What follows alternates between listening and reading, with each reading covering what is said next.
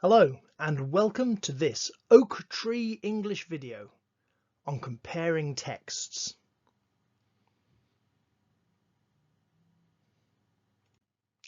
In many English exams you will have to compare texts. Further to this, in life you will also need to compare various texts for details and for truth. I'm going to use the Pearson Edexcel Functional Skills Level 2 reading exam model, that's a lot to say, as an example for the purposes of this video. The Pearson Functional Skills Level 2 exam tests this skill in question 13. This is the one where you compare the two texts against one particular criterion. You must find what each text says about that topic and provide a quote as evidence. Here are three examples from published practice exams. I'm going to tell you how to approach them, not give you the answers, so your own teacher can still use them. So, compare similar ideas from text A and text C about how to pass your driving test. That is the criterion that you're looking for. It's not about driving tests in general, it's about how to pass. That is the question you're being asked. And remember, look at what you're supposed to do. You're supposed to give two similarities.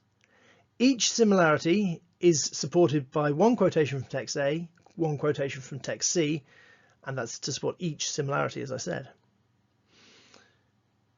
Similarly, this one is about what you need to do to protect yourself from scams. Notice it's a specific thing that you're being asked for, and the rest of it is the same. Two similarities, one quotation from text A, one quotation from text C to support each similarity. The next one is about the effect of using laptops, tablets and mobile phones on the way people behave. So it's asking about behavior. What types of behavior? So find two similarities, which would be two types of behavior, supporting each one with one quotation from each of those texts. Once again, so let me lay out an answer template for you so that you know how to do this. Watch this. You write your similarity number one, then you support it with a quote from text A, and you support them with a quote from text B. Simple so far. And then you do it again. You find a second similarity, and you support it with a quote from A and a quote from B. This is a 6-mark question. This is a 6-mark question. Look at the number of arrows on the screen.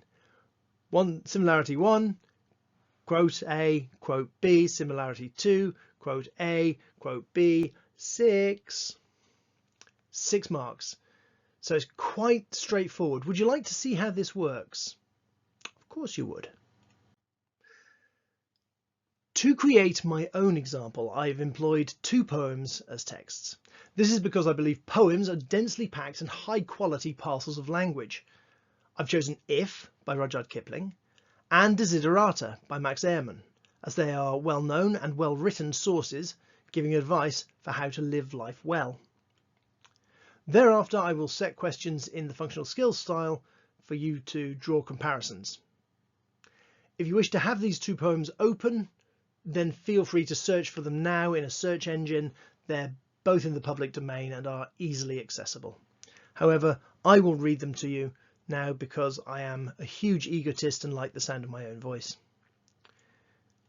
Let's start with If by Rudyard Kipling. If you can keep your head when all about you are losing theirs and blaming it on you. If you can trust yourself when all men doubt you, yet make allowance for their doubting too. If you can wait, 3, 2, 1, and not be tired by waiting, or being lied about, don't deal in lies, or being hated, don't give way to hating, and yet don't look too good nor talk too wise. If you can dream and not make dreams your master, if you can think and not make thoughts your aim, if you can meet with triumph and disaster and treat those two impostors just the same, if you can bear to hear the truth you've spoken twisted by knaves to make a trap for fools? Or watch the things you gave your life to, broken, and stoop and build them up with worn-out tools? If you can make one heap of all your winnings and risk it on one turn of pitch and toss, and lose, and start again at your beginnings, and never breathe a word about your loss. If you can force your heart and nerve and sinew to serve your turn long after they are gone, and so hold on, when there is nothing in you except the will which says to them, hold on. If you can talk with crowds and keep your virtue, or walk with kings nor lose the common touch, if neither foes nor loving friends can hurt you, if all men count with you, but none too much, if you can fill the unforgiving minute with 60 seconds worth of distance run, yours is the earth and everything that's in it, and, which is more, you'll be a man, my son. Now we're going to go on to Desiderata by Max Ehrmann. Go placidly amid the noise and haste, and remember what peace there may be in silence. As far as possible, without surrender, be on good terms with all persons. Speak your truth quietly and clearly, and listen to others, even the dull and the ignorant. They too have their story. Avoid loud and aggressive persons. They are vexations to the spirit. If you compare yourself with others, you may become vain and bitter, for always there will be greater and lesser persons than yourself. Enjoy your achievements as well as your plans. Keep interested in your own career, however humble. It is a real possession in the changing fortunes of time. Exercise caution in your business affairs, for the world is full of trickery. But let this not blind you to what virtue there is. Many persons strive for high ideals, and everywhere life is full of heroism. Be yourself. Especially do not feign affection, neither be cynical about love. For in the face of all aridity and disenchantment, it is as perennial as the grass. Take kindly the counsel of the years, gracefully surrendering the things of youth. Nurture strength of spirit to shield you in sudden misfortune. But do not distress yourself with dark imaginings.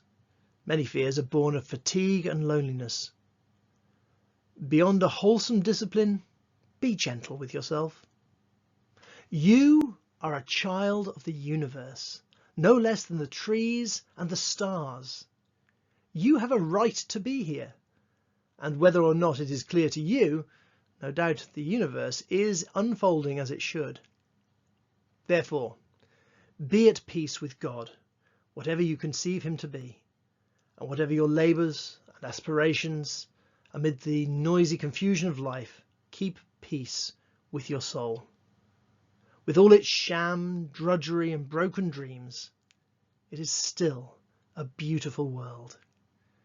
Be cheerful and strive to be happy.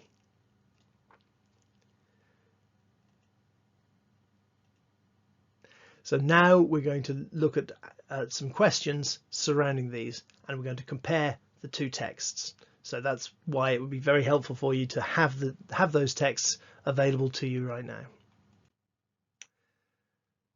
So here's a functional skills style question.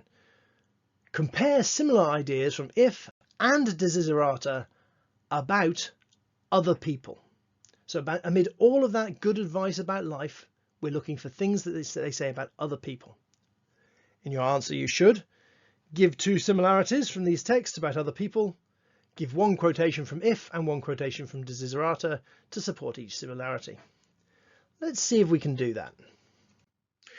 We can do that. I did it before. I wouldn't have chosen topics I couldn't already do. So here we go. Other people. First similarity. Some people are bad.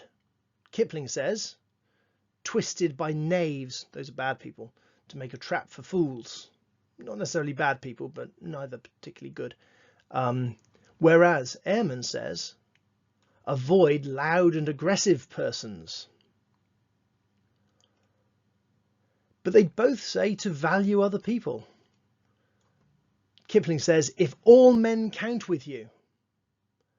Ehrman says, be on good terms with all persons. Do you see that? We've got similarity, evidence, evidence, similarity, evidence, evidence. 1, 2, 3, 4, 5, 6. 6 marks. See, it's much easier than you think. Let's try another one. Okay. Compare similar ideas from if and Desiderata about deceit. In your answer, you should give 2 similarities about this. I'm not going to read all that blurb every time. You know what the deal is. So we're looking about deceit. So there's deceit. Deceit will come. Kipling says, truth you've spoken. If you can bear to hear the truth you've spoken, twisted by knaves to make a trap for fools. The truth you've spoken, twisted.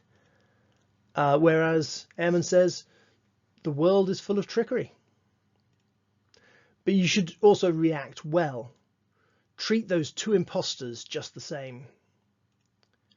Let this not blind you to what virtue there is. 1, 2, 3, 4, 5, 6. Boom. Much easier than you think, isn't it? This time about persistence. Much easier to find this in if, but let's see what we can find. Keep going. 60 seconds worth of distance. If you can fill each unforgiving minute with 60 seconds worth of distance run. As far as possible without surrender. You're not supposed to surrender, but keep going.